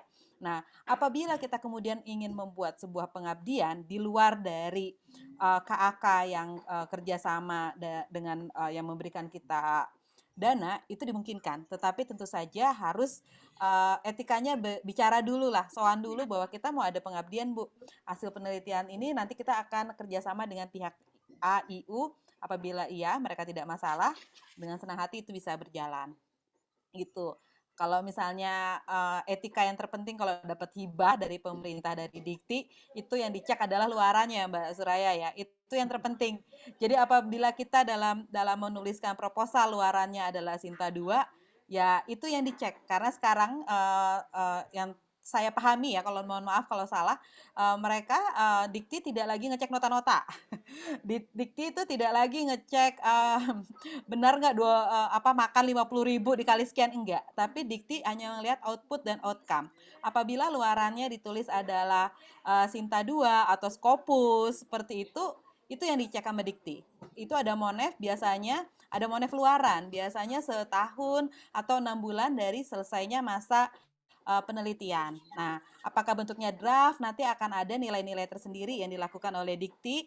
Apabila kita tidak dapat memenuhi, bisa jadi kita masuk blacklist yang belum tentu pada saat kita mau memasukkan proposal lagi, nama kita diminta untuk menyelesaikan dulu kewajiban-kewajiban dari penelitian sebelumnya. Itu seperti itu. Tadi juga buat tambahan Mbak Jacqueline, gimana nih yang lolos tuh seperti apa? Jangan lupa bahwa salah satu poin dari hibah dari Dikti itu adalah latar belakang si peneliti, biodata peneliti, dan juga yang terpenting yang pertama kali nih adalah kelengkapan semua template harus sesuai. Kadang kita ya udahlah yang ininya nggak usah gitu. Nah, masalahnya para reviewer ini sebelum membaca isi, dia melihat dulu kelengkapan data. Kalau begitu kelengkapan data tidak ada satupun misalnya surat pernyataan kesanggupan seluruh anggota untuk ini gitu ya, persetujuan, itu kan sederhana sebenarnya. Nah, itu tidak ada, walaupun proposal Anda sebagus apapun itu tidak akan lolos begitu. Jadi hal-hal administratif itu memang harus ada yang sangat laten untuk mengurusi. Ya memang agak ribet gitu kan. Ya oleh karena itu ada tim ya, tim peneliti. Skema-skema apa, banyak sekali skema-skemanya, dan kita bisa lihat juga, kita lihat bisa untuk apakah ada penambahan dana untuk skema A, skema B, itu biasanya bisa kita lihat dari pengumuman yang tahun sebelumnya, apa nih yang paling banyak dibiayai, gitu. Kita juga bisa harus mengincar ya, mentarget mana yang kira-kira memang, wah kita memancing ya, kita mau yang ikan yang besar apa ikan yang kecil tapi kemungkinan dapatnya banyak gitu ya, karena jatahnya banyak, atau yang dia penelitiannya besar kayak invensi sampai 250 juta seperti itu, tetapi hanya 1-2 yang bisa mendapatkan itu. Apakah kita mau cari yang terapan yang mungkin hanya 40 juta atau 60 juta atau seperti itu. Jadi harus memang cermat-cermat gitu, dan disesuaikan juga kata Bu Suraya tadi adalah japfungnya kita itu kadang menjadi sangat penting, dan rajin-rajin menulis, karena kalau misalnya H-indeksnya kita naik, kita bisa menjadi anggota bahkan ketua peneliti lebih dari satu penelitian ataupun pengabdian gitu, Mbak. Iya, terima kasih Mbak Amanda. Sebelum nih terakhir saya tambahan aja ya, langsung jawab ya Mbak Astuti. Iya, silakan. Tadi saya bilang sebagai syarat administrasi, tadi seperti Mbak Amanda bilang, kalau di penelitian yang menjadi ketua itu minimal punya high index 2. Jadi high index-nya adalah 2. Jadi kalau belum high index-nya 2, belum bisa menjadi ketua peneliti ya Mbak Amanda. Jadi yang pertama memang tadi yang dilihat administrasinya. Administrasi salah satunya adalah syarat si pengusul, dan tadi saya bilang dosen pengusul, bukan nakut-nakutin jadi ya kalau high index-nya kurang dari 2, jadi minimal high index-nya 2. Makanya tadi saya mengajak teman-teman kalau memang tidak punya high index-nya 2, ngajuin ke hibah pengabdian masyarakat yang syaratnya nggak sampai ke H-Index 2 gitu ya kan. Nah, pengabdian masyarakat itu memang syaratnya adalah lektor gitu ya kan, dosennya S2 atau S3 lektor. Nah, itu yang lebih mudah dibandingkan dengan syarat di penelitian, di hibah penelitian tadi. Jadi betul-betul yang pertama dilihat adalah biodata dari si dosen pengusulnya, apakah memenuhi syarat atau enggak. Kalau nggak memenuhi syarat langsung dibuang gitu ya kan Mbak Amanda ya. Tapi kalau di pengabdian masyarakat enggak gitu. Jadi syaratnya lebih mudah ya untuk masuk ke pengabdian masyarakat. Jadi topik-topiknya tadi sudah saya share gitu ya di materi saya. Yang kedua, tadi luarannya. Sekalian nih luarannya kalau memang mau ke Haki bisa silakan gitu loh, ke Haki atau mungkin paten ya kan, karena kita bikin aplikasi misalnya model pengabdian masyarakat apa gitu ya, model pengabdian masyarakat media digital aplikasi apa gitu ya. Nah itu bisa jadi paten, bukan hanya Haki. Jadi luaran dari penelitian maupun pengabdian masyarakat itu selain ke jurnal Sinta 2, jurnal internasional atau jurnal bereputasi indeks Scopus, juga ke Haki ataupun ke paten gitu. Nah itu bisa Bapak dan Ibu. Jadi sekalian jawab ya Mbak Astuti ya. Terus yang kedua, surat tadi betul bukan pelaksana, tapi justru kalau surat pelaksana itu kan surat tadi tuh kesanggupan kita, misalnya tadi yang dijelaskan sama Mbak Amanda, tapi surat dari mitra baru ada ditandatangani oleh si mitra. Boleh juga tambah kita untuk sebagai mengetahui gitu ya, sebagai pelaksana. Mitra itu bisa industri, bisa juga universitas, dan user tempat kita nanti melakukan pengabdian masyarakat juga kita harus minta gitu. Istilahnya tadi kata Mbak Veronica, kita bikin surat perjanjian gitu, surat perjanjian supaya kita nggak main asal ninggalin gitu, karena itu nanti monefnya yang dilakukan oleh Dikti sangat ketat gitu ya, bukan ngelihat anggaran ya Mbak Amanda ya, pokoknya aku kasih ini 50 juta lep gitu loh, silakan Anda melakukan pengabdian masyarakat, tapi ujungnya Anda harus punya luarannya apa, itu tadi bahwa kita melakukan monef, kita bikin model itu bisa kita bikin Haki atau paten. Terus yang kedua, kita bilang juga misalnya luaran kita adalah jurnalnya kemana? Minimal memang di hibah itu Sinta 2 gitu. Padahal Sinta 2 agak susah banget gitu ya. Mas Jun, Mas Filosa nih yang mengelola jurnal Aspikom gitu kan. Enggak susah banget sih kalau kita bisa lihat ikut dengan template-nya, maka luaran hibah kita minimal bisa ngelihat di jurnal Aspikom gitu ya, yang sudah terakreditasi Sinta 2. Tapi jurnal-jurnal penelitian yang di Sinta 2 untuk di penelitian itu lebih banyak dibandingkan dengan jurnal pengabdian masyarakat tadi yang baru hanya 1 gitu ya. Nah, ini tadi yang kata Mas Jun, kalau kita mau luaran pengabdian masyarakatnya memang masih terbatas gitu ya jurnal-jurnalnya. Makanya kita meminta bantuan teman-teman Bapak dan Ibu untuk submit artikelnya di jurnal Sinergi Komunikasi. Tetap promosi ya Mbak Astuti. Iya, betul. Wajib dipromosikan. Jurnal Aspikom, jurnal penelitian untuk Aspikom juga sudah kita di Sinta 2, kemudian juga jurnal pengabdian masyarakat sudah launching tadi sama Mas Jun ya, jurnal Sinergi. Mudah-mudahan nanti Bapak Ibu teman-teman semua bisa berkontribusi sehingga dalam jangka waktu tidak terlalu lama bisa segera untuk pengajuan akreditasi jurnal pengabdian masyarakat untuk Aspikom. Baik, sebelum kita Mbak Astuti masih ada satu lagi yang belum terjawab tentang keterlibatan mahasiswa. Wajib Mbak Maria, wajib mau hibah bukan itu mahasiswa wajib dilibatkan. Karena salah satu poin akreditasi, walaupun kita melakukannya secara internal di universitas kita, itu wajib melibatkan mahasiswa. Apalagi di hibah, tetap mahasiswa harus ada. Apakah nama mahasiswa akan kita tuliskan di artikel kita? Boleh Mbak, gitu. Tapi bukan berarti mahasiswa jadi nomor 1 misalnya, penulis pertama misalnya, enggak. Itu tergantung dari kebijakan Anda sendiri sebagai dosennya, gitu. Jadi karena ini berbasis MBKM, maka memang mulai sekarang diwajibkan untuk keterlibatan mahasiswa di setiap kegiatan, baik penelitian maupun pengabdian masyarakat, baik di internal maupun di hibah, gitu Mbak Maria. Ya, terima kasih. Mungkin itu ya Nambah pertanyaan dikit yang nih, belum Mbak. dijawab Iya. ya. Nambah Ya, dikit. silakan Mbak Amanda. Jadi Mbak Maria, jadi nama mahasiswa bukan menjadi anggota tapinya Mbak, tapi dia nanti ada lembarnya. Ada identitas mahasiswa yang terlibat. Nanti dia ada. Nah, seperti itu, nanti ada namanya dan berapa jam dia akan terlibat, dan kemudian juga diminta biodata dari mahasiswa tersebut. Tapi bukan jadi anggotanya kita gitu. Anggotanya tetap dosen, tapi nanti ada nama-nama mahasiswa. Iya, gitu. Iya. Terima kasih. Baik. Terima kasih Mbak Amanda, Mbak Suraya juga ya. Meskipun ada masih satu mungkin yang belum terjawab. Apakah mitra itu katanya sih untuk pengabdian masyarakat ya wajib 2. Kalau saya sih pengalaman memang rata-rata 2 gitu ya.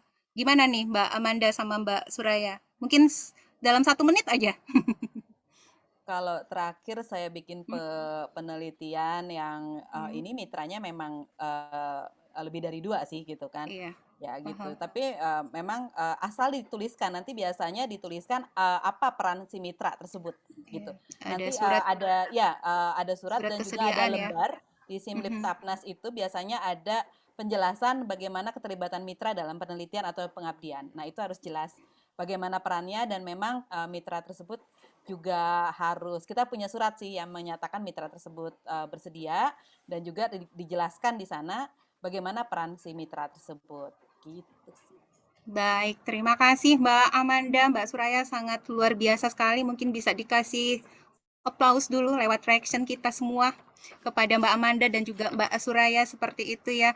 Saya tidak berkewenangan sebenarnya untuk membuat kesimpulan, tetapi ada titik poin yang bisa kita dapatkan hari ini adalah tren penelitian di bidang komunikasi dalam kurun waktu 5 tahun terakhir memang masih berkutat dalam beberapa hal, tapi mungkin masih bisa dikembangkan lagi lebih dalam seperti itu. Kemudian juga tren pengabdian masyarakat juga bisa dikembangkan, tapi semuanya tentu butuh trik dan strategi dari masing-masing program studi, terutama untuk mendapatkan hibah seperti itu ya, baik hibah yang kita dapatkan dari dalam negeri maupun dari luar negeri, mungkin seperti itu. Dan terima kasih sekali kepada Bapak dan Ibu semua yang sudah berkenan hadir pada hari ini sampai di posisi masih di atas angka 100. Saya mohon maaf jika selama memandu acara diskusi ini ada kekurangan, dan saya kembalikan kepada Mbak Rahmasanti. Assalamualaikum warahmatullahi wabarakatuh. Waalaikumsalam warahmatullahi wabarakatuh. Mbak Astuti, terima kasih banyak sudah memandu kegiatan ini dengan sangat baik. Utamanya kepada Mbak Dr. Ras Amanda dan juga Mbak Dr. Suraya, yang ini enlightenment banget ya, pencerahan gitu, karena tahun 2022 skim-skim itu akan dibuka gitu ya, dan pengalaman saya memang harus dipersiapkan gitu, terutama untuk pengabdian. Memang hibah-hibah pengabdian ini cukup sulit ditembus. Sekedar saya kasih masukan saja bahwa pengalaman saya di hibah-hibah pengabdian seperti IBK, IBM, dan lain-lain, jangan lupa pada saat surat pernyataan mitra itu harus dikasih cap. Itu penting sekali Bapak Ibu, jadi jangan cuma membubuhkan tanda tangan, tapi juga harus membubuhkan cap resmi dari mitra kita, industri atau institusi atau industri lain untuk mitra kita. Itu sekedar tips aja. Nah, saya juga mau menginformasikan Mbak Astuti bahwa tadi saya sudah membuka kesempatan untuk rekan-rekan membuat Twibbon terkait dengan memeriahkan gitu ya kebahagiaan kita adanya jurnal yang digawangi oleh Mas Jun dan teman-teman di divisi pengabdian, yaitu jurnal Sinergi Komunikasi, dan telah didapatkan yang akan mendapatkan buku dan akan dikirimkan langsung. Selamat untuk Mbak Luciana Igawa, mungkin masih bergabung dengan kita. Terima kasih Mbak Luciana telah memberikan Twibbon beserta lagu-lagu uniknya. Kami sangat senang. Dan Mbak Luciana bisa memberikan informasi terkait alamat melalui DM di Instagram, langsung berhubungan nanti dengan saya. Terima kasih, selamat Mbak Luciana. Dan juga saya mau menginformasikan bahwa sesuai dengan tadi yang sudah di-spill dikit nih, spoiler dari Mbak Suraya, bahwa Aspikom juga rencananya akan mengadakan kegiatan, bentuknya seperti apa masih dalam penggodokan tentunya, dari Mbak Suraya dan juga teman-teman divisi pengabdian, ada Mbak Mutiara Dara, dan juga tentunya digawangi oleh Mas Jun, terkait dengan bagaimana kita bisa menyelenggarakan pengabdian bersama, serta juga penelitian bersama antar program studi. Tentunya hal ini terkait dengan upaya Aspikom untuk terus membuat sinergi program MBKM. Saya informasikan kembali Bapak Ibu, beberapa bulan yang lalu di rapat kerja Aspikom di Purwokerto, Universitas Jenderal Sudirman, Aspikom telah meluncurkan buku direktori MBKM terkait dengan pertukaran mahasiswa rumpun ilmu komunikasi di level perguruan tinggi. Jadi kami sangat feel free untuk Bapak Ibu untuk melihat, dan ini akan terus diupdate. Kenapa? Karena yang ada di dalam buku direktori adalah prodi yang sudah menjadi anggota aktif di Aspikom, dan buku ini akan terus diupdate karena peserta terus bertambah, sehingga ini adalah direktori edisi 1.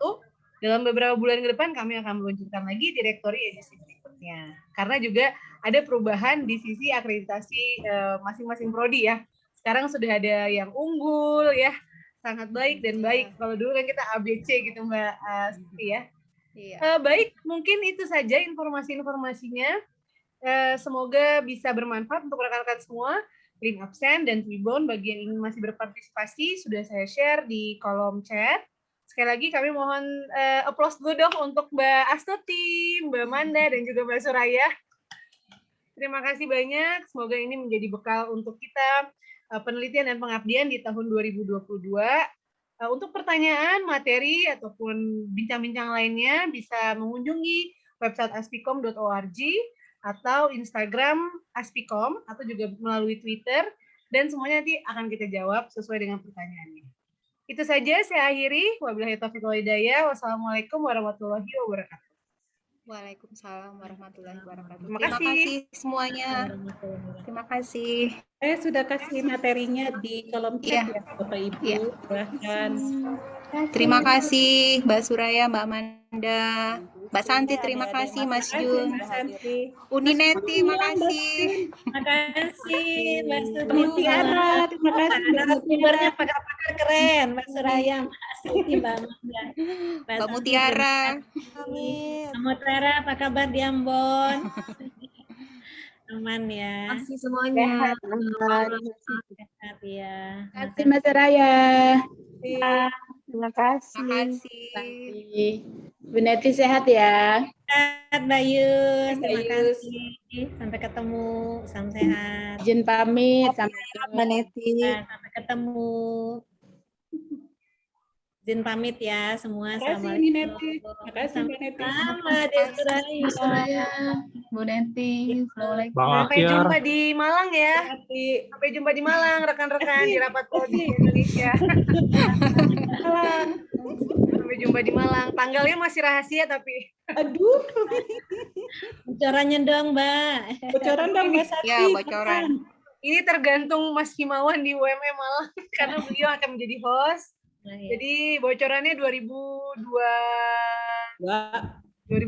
kayak. Oh, masih lama ya, pasti sebelum Juni ya. Iya, karena Juni kita akan ke Lombok. Oke, makasih izin live ya. Assalamualaikum. Ya. Makasih ya, pamit. Jih, makasih. Izin pamit Mbak Santi. Ya, saya juga Mbak Astuti, terima kasih semuanya. Assalamualaikum. Terima kasih, Mbak.